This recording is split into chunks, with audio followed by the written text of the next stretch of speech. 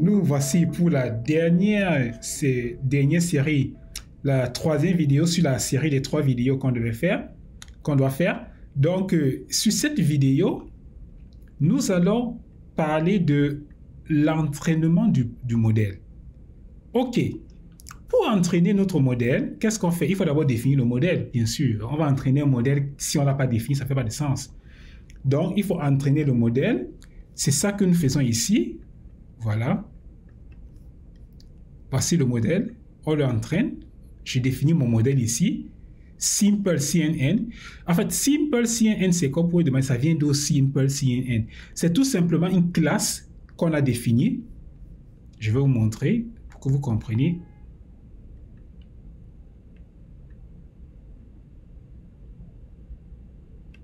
Voilà, ça c'est une classe.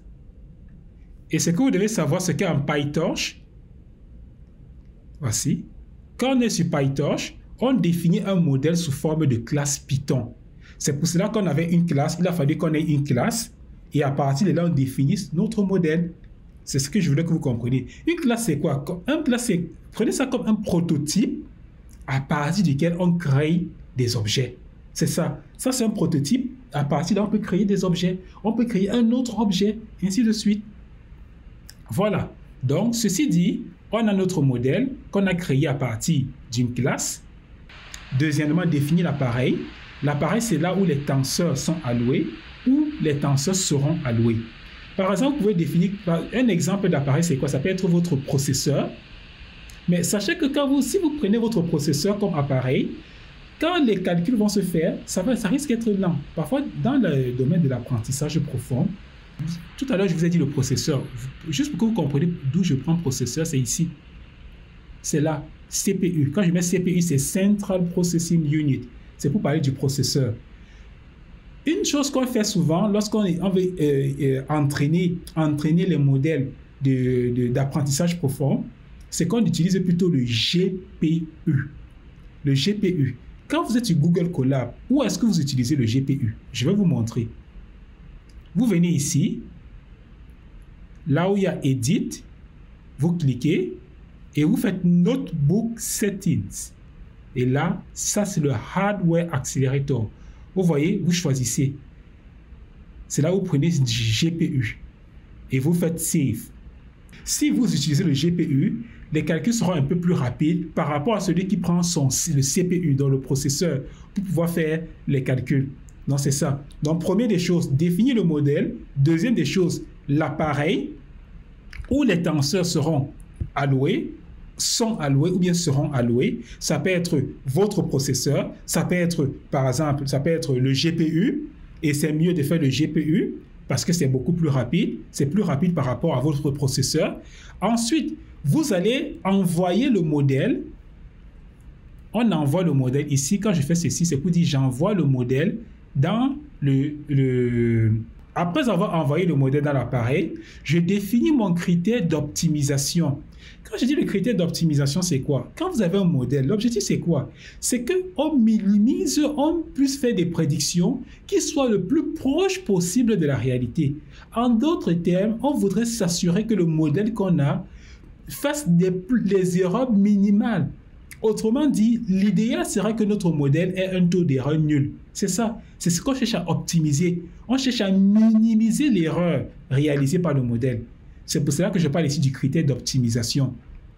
Donc, mon critère d'optimisation, c'est ici que je vais définir. Je le définis ici. Vous définissez un critère d'optimisation dont la fonction que vous voulez minimiser. C'est ça. La fonction d'erreur que vous voulez minimiser.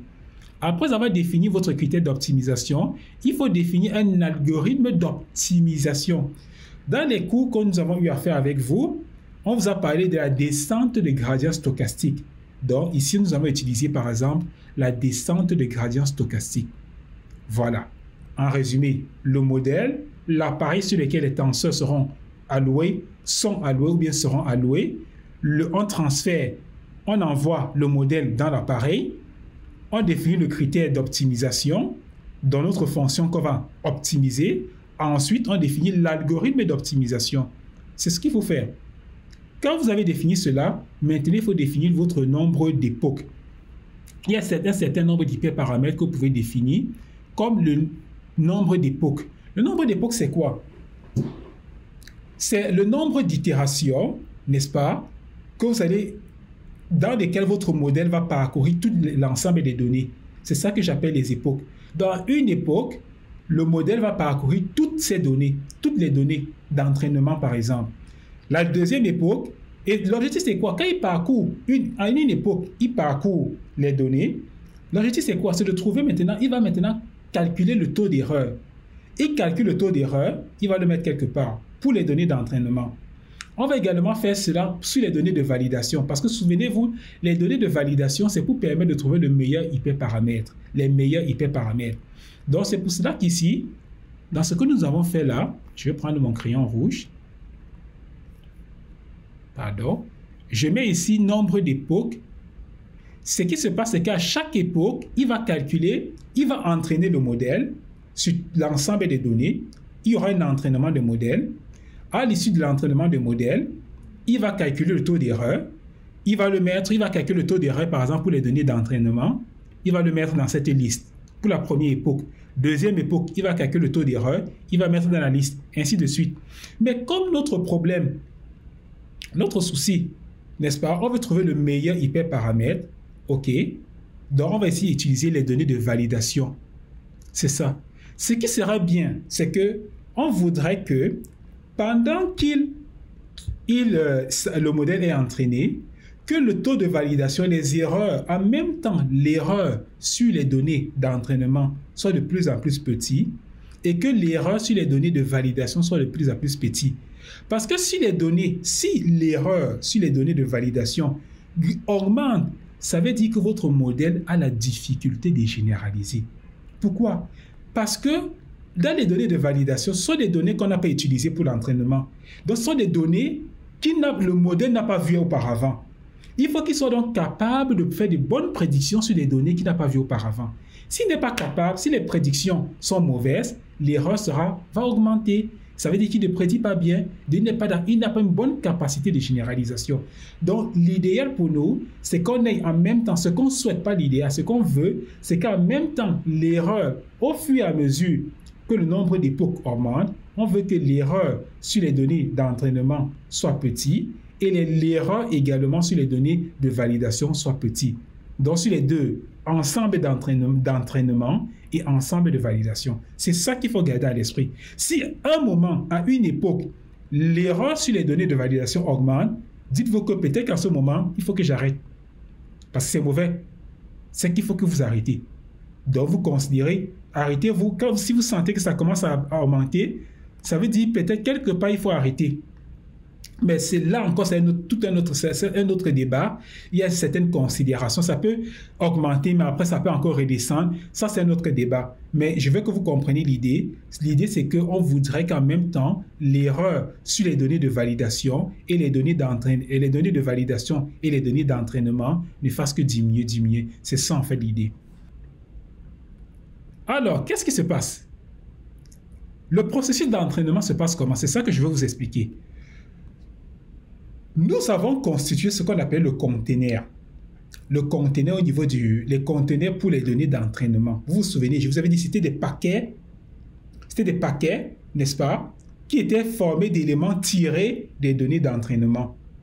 Alors, ce que je fais, c'est que pour chaque paquet qui est dans le conteneur des données d'entraînement, ce que je fais, c'est que je calcule la prédiction. C'est ça ici. Donc, je prends un élément, un paquet qui est contenu dans le conteneur des données d'entraînement. Je prends son X et son Y. Y, n'oubliez pas, c'est ce qu'on veut prédire. X, c'est ce qu'on va se servir pour faire la prédiction. L'idéal, c'est que la prédiction soit le plus proche de Y. C'est ça. Donc, ce que je fais, je calcule la prédiction ici à partir de mon modèle. Donc, mon modèle prend le X, il calcule la prédiction. Il voit maintenant, ce qu'il va faire, c'est qu'il va calculer, n'est-ce pas, l'erreur qu'il commet. Donc, c'est ça que j'appelle loss. C'est l'erreur ici, ou bien la perte. Donc, c'est en fait ce qu'il fait, il compare ma prédiction avec la vraie valeur.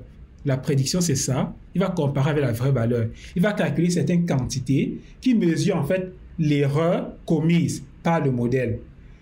Et ainsi de suite. À partir de là maintenant, quand il fait cela, il va ajouter cette erreur ici. Il va additionner les erreurs. Donc, chaque fois qu'il va prendre un élément dans le conteneur, il va calculer l'erreur, il va additionner, il va calculer l'erreur, il va additionner toutes les erreurs qu'il a obtenues sur chaque élément, sur chaque paquet qui se trouve dans le conteneur.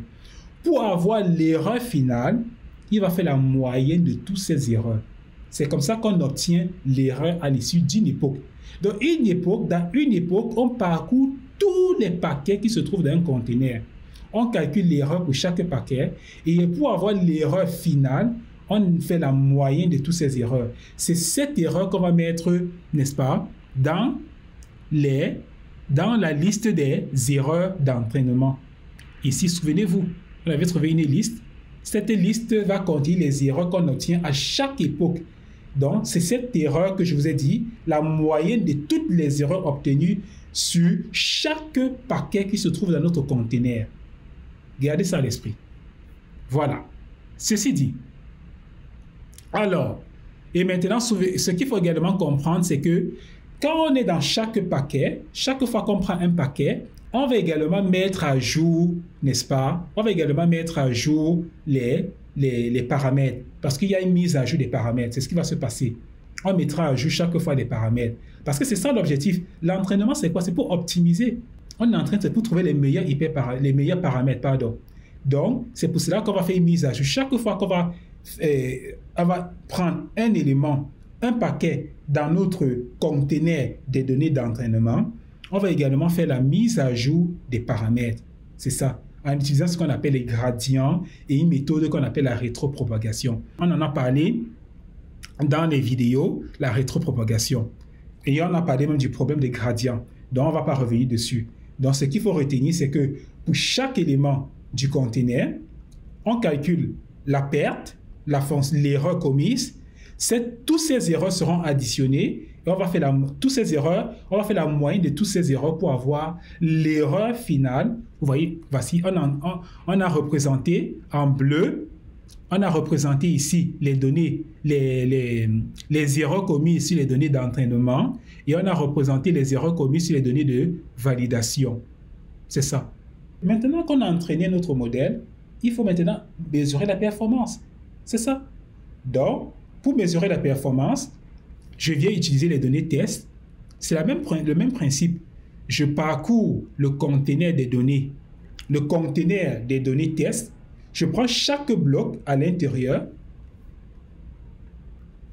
Donc, j'étais en train de dire, je prends chaque bloc à l'intérieur et je retiens sur chaque bloc que je prends, je considère son X et son Y.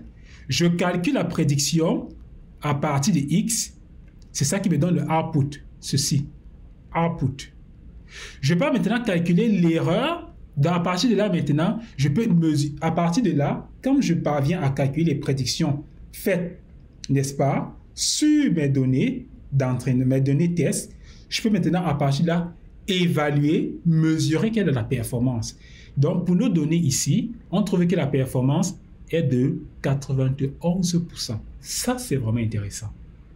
Donc, ainsi conclut notre vidéo sur l'entraînement de modèles avec PyTorch. J'espère que vous avez compris. Donc, n'hésitez pas, reprenez la vidéo, allez posément, refaites vous-même ce qu'on a fait pour vous assurer que vous avez compris. Essayez de reparcourir pour vous assurer que vous comprenez ce qu'on essaie de faire.